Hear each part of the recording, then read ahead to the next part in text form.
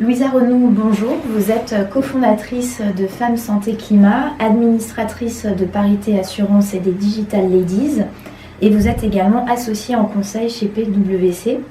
Depuis la COP 21, vous avez lancé un livre blanc sur Femmes, Santé et Climat. Un 4e livre blanc va sortir très bientôt. Est-ce que vous pourriez nous présenter cette initiative ? Bonjour et merci pour cette interview.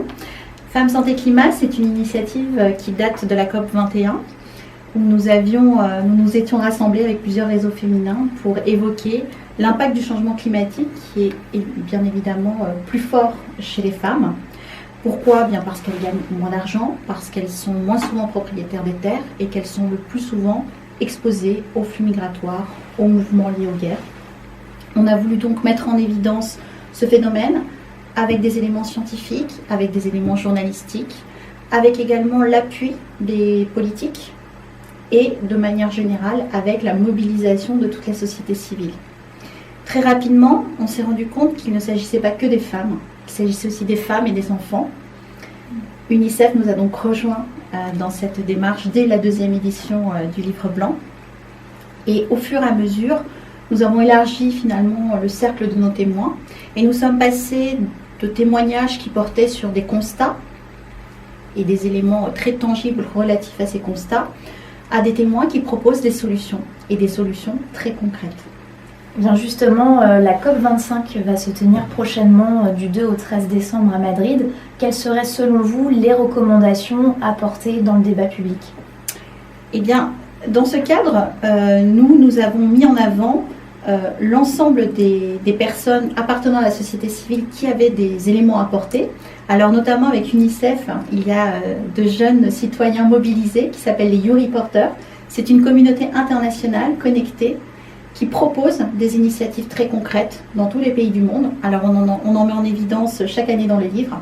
Il va y en avoir de nouvelles l'année prochaine et donc lors de notre prochaine conférence qui se tiendra le 13 janvier chez BPI France à 18h15. Nous avons également de jeunes entrepreneurs qui portent dès leur création les objectifs de développement durable comme modèle économique et performant. Donc ça c'est important parce que ça veut dire qu'on peut tout à fait réussir et respecter finalement l'écosystème et être responsable en tant qu'acteur économique. Donc on a également ces start-upers qui viennent nous présenter leurs initiatives.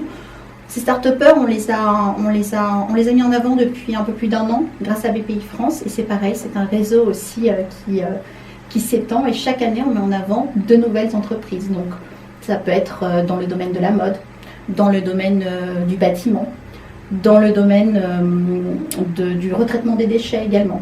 Et on a également des artistes qui participent et qui nous aident aussi à sensibiliser le public à travers notamment des images, des reportages chocs, mais aussi de l'architecture.